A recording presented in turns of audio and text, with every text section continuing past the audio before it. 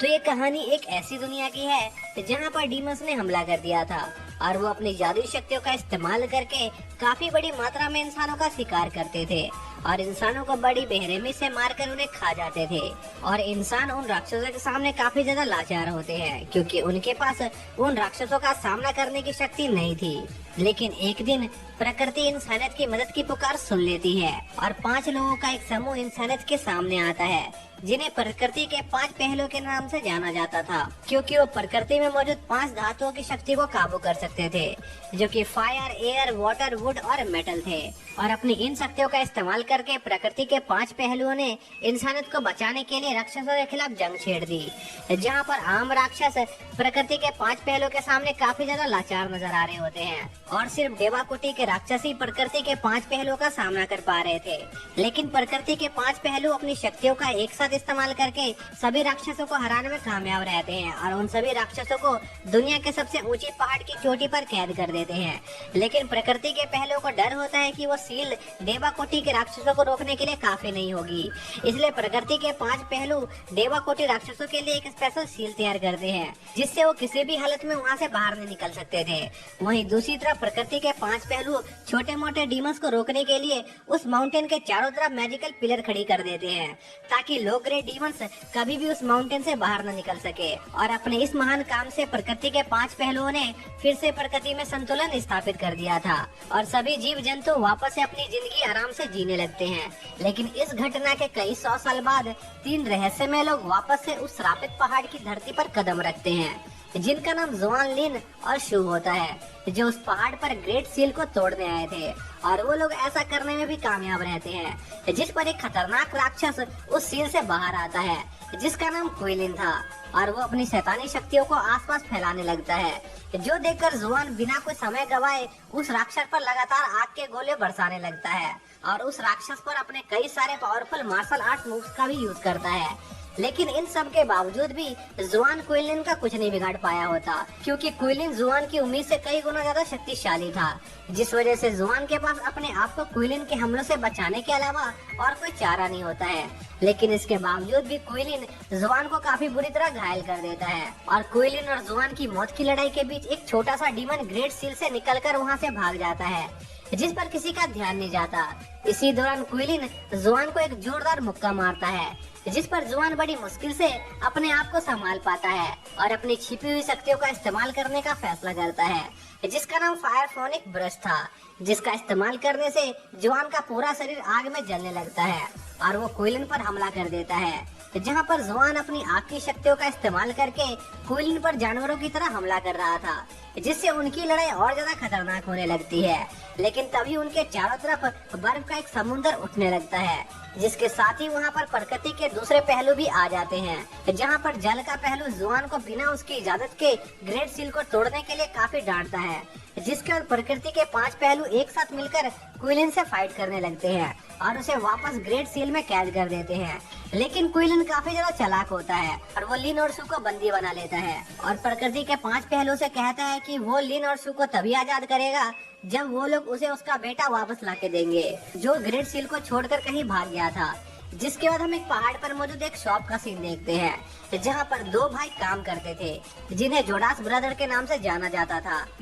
और उनके भी जियाओ नाम की एक खूबसूरत लड़की भी मौजूद थी जो अपने फादर बाई के साथ उस माउंटेन पर रहती थी। और बाई जोडास ब्रदर का तीसरा भाई था और जियाओ रोज पहाड़ों पर जाकर अपने फादर बाई के लिए हर्ब्स लेकर आया करती थी जिनका इस्तेमाल करके बाई दवाइयाँ बनाया करता था। और ऐसे ही एक दिन बाई के हाथ कुछ खास हब्स लगते हैं जिस पर बाई उन हब्स से एक स्पेशल मेडिसिन तैयार करता है और अपने बेटी जियाओ से उन्हें डिलीवर करके आने को कहता है। लेकिन रास्ते में जियाओ की एक आदमी से टक्कर हो जाती है जिससे बाई की बनाई हुई सारी स्पेशल मेडिसिन जमीन पर गिर जाती है, जो देखकर बाई को काफी गुस्सा आता है और वो जियाओ को पनिशमेंट देने के लिए उसे उसके दोस्त ड्रंकर से मिलने जाने को कहता है क्योंकि असल में ड्रंकर बाई का सप्लायर था जो उस पहाड़ के दूसरे कोने पर रहता था ताकि जियाओ ड्रंकर से दवाई बनाने के लिए नए हब्स की सप्लाई लेकर आ सके। लेकिन बाई जियाओ को रात होने से पहले अपना काम खत्म करके घर वापस लौटने को कहते हैं क्योंकि रात के दौरान जंगल में रहना काफी ज्यादा खतरनाक था, जिस पर जियाओ ड्रंकर के घर जाने लगती है जहाँ पर रास्ते में जियाओ की मुलाकात 3 रहस्यमय लोगों से होती है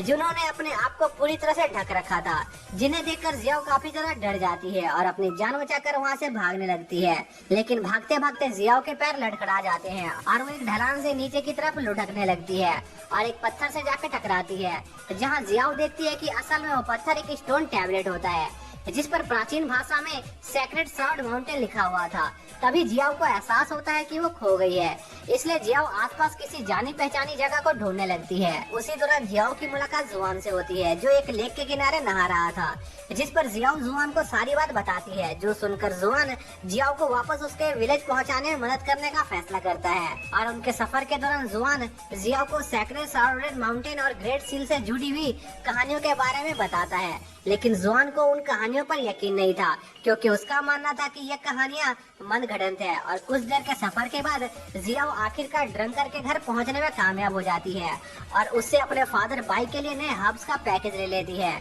जिसके बाद जुआन जियाओ को उसके विलेज छोड़ने उसके साथ चलने लगता है। इसी बीच हम बाई को देखते हैं, जिसे जोड़ा ब्रदर का एक लेटर मिलता है, जिसमें बाई के बड़े भाई ने बाई से पेनिकिया नाम की एक रेयर मेडिसिन की एक और पैच भेजने की रिक्वेस्ट की थी, जबकि बाई ने कुछ दिनों पहले ही उन्हें उस मेडिसिन की एक बैच सप्लाई करवाई थी, जिस पर बाई जल्दी से अपने 2 आदमियों को उन मेडिसिन को उसके भाई के पास डिलीवर करने का ऑर्डर देता है। इसी बीच अचानक से विलेज में मेन गेट की बेल जोर जोर से बजने लगती है, जिस पर जोड़ा ब्रदर्स का पूरा ध्यान उस तरफ चला जाता है और वो लोग तेजी से विलेज के माउंटेन की गेट की तरफ बढ़ने लगते हैं, जहाँ पर उनका सामना उन्हीं 3 रहस्यमय आदमियों से होता है, जिनकी मुलाकात कुछ समय पहले जियाओ से हुई थी। और वो लोग उनके विलेजर पर हमला कर देते हैं, जिस पर जोडास ब्रदर और उन लोगों की एक दूसरे से लड़ाई होने लगती है। लेकिन उस रहस्यमय आदमी की शॉट टेक्निक काफी ज्यादा एडवांस लेवल की होती है और वो जल्द ही जोड़ा ब्रदर्स को ओवरपावर करने लगते हैं। और लड़ाई के दौरान वो रहस्यमय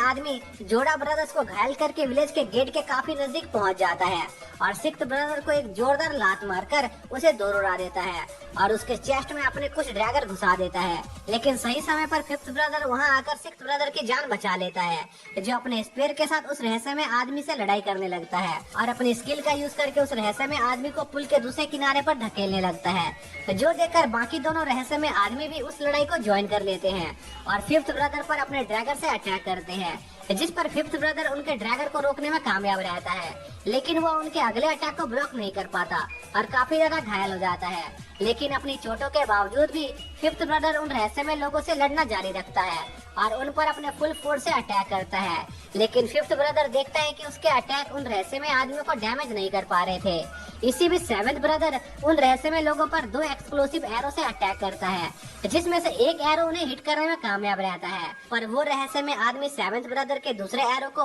उसी की तरफ डिफ्लेक्ट कर देते हैं, जिससे वो घायल हो जाता है। और इस खून खराबे के दौरान जुआन और जियाओ भी वहाँ पर पहुँच जाते हैं और उस लड़ाई को देखकर जुआन की बॉडी जलने लगती है और वो बड़ी आसानी से 2 रहस्यमय लोगों को जलाकर मार देता है, जो देखकर तीसरा रहस्यमय आदमी अपने कपड़े उतारने लगता है और हम देखते हैं कि वो आदमी असल में एक राक्षस था जो इंसानों का रूप लेकर घूम रहा था, जिस पर जुआन अपने फायर फिश रेडी करके उस डीमन का सामना करने के लिए तैयार हो जाता है और उन दोनों की लड़ाई शुरू हो जाती है, जहां जुआन उस डीमन पर लगातार अपने फायर कॉम्बो से अटैक कर रहा होता है, जिस पर वो पिकॉक डीमन लेक के पानी का इस्तेमाल करके जुआन पर हमला करता है, जिससे वो सीधा विलेज के गेट से जाकर टकराता है और उस डीमन के उस अटैक से वो पूरा ब्रिज डिस्ट्रॉय हो जाता है। लेकिन इसके बावजूद भी जुआन को कुछ नहीं होता और वो उस डीमन पर हमला करना जारी रखता है और उस डीमन पर एक जोरदार अटैक करता है, जिससे उस डीमन का एक पंख डिस्ट्रॉय हो जाता है और वो काफी दूर जाकर गिरता है, जिसके बाद जुआन एक फायर सील को क्रिएट करता है और उस पिकॉक डीमन पर एक जोरदार अटैक करता है,